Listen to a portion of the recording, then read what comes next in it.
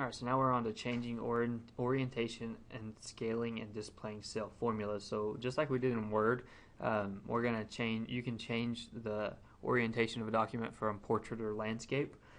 Excel does have default portrait, as well as it's defaulted to print to an 8.5 by 11 standard letter size sheet of paper, just like Word.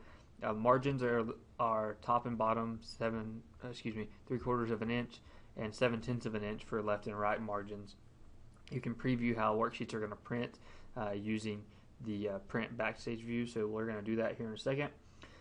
Excel documents can be very, very tricky to print, so it's very, very important that you understand changing the orientation and previewing them, because sometimes you can get over here to the Z column and have information that you want printed on one sheet, but you go to print it or save it to a PDF so that you can distribute it electronically, and it cuts off, say, these last 5 columns to a second page, and that's exactly what this document is going to do. We're going to see here in just a second. So we've still got that 8.4 school budget open, and we're going to go to File, Print, to display the print backstage view. And notice that we have September through March here, but there's more columns over here. When we click on the next page to page 2, we can see that there's those 2 columns, and that's exactly what I was talking about.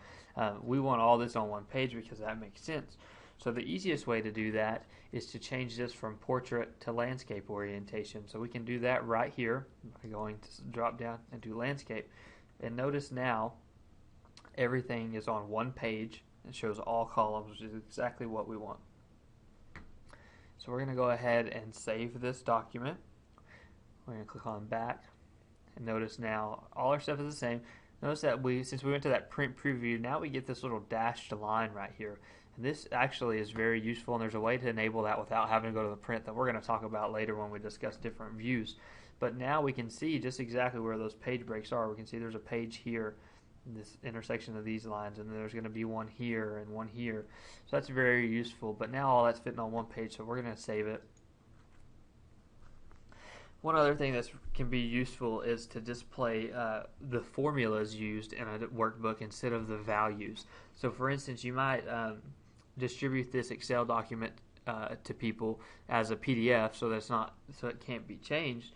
But then you might want to see all the formulas for archival purposes. You might want to keep those saved. For some reason, you might keep them in a paper copy, and it may be useful to see just exactly how values were calculated instead of what the actual values were, so that maybe it can be duplicated later. So that's what we're going to do now. We're going to click on the File tab, and then we're going to click on Options. And the formula view is listed under the Advanced group. So we're going to go scroll down until we see the display options for this workbook. And instead of having this unchecked show formulas and cells, we want to check that so that it'll show it. And we're going to click OK. And now notice we have the exact formulas that were in those cells instead of the values. We have the sum of the B5 through B10 range, and this being the B13 minus B11, and etc. for all the other formulas in the workbook. Now, this isn't probably what you're going to send around as you distribute a document to people who want to see it, but this is useful to see not only when you're working on the document, but like I mentioned earlier, for archival purposes. So we're going to go to the print backstage view again. So we're going to go to File, Print, and notice now we have a lot of extra space, and page 2 is even more information extended on it than it was before. So we're going to do the fit sheet on one page to help shrink all of this down.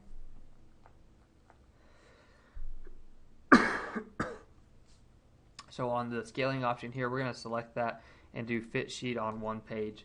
And notice now what it did was it kept all the same information. We still have the full formula values, but it made the text smaller when it goes to print on a page. So we're going to keep that like that. We're going to go back, and now we're going to do a File, Save As. We want to keep the same document name, but we're just going to add in to formulas displayed.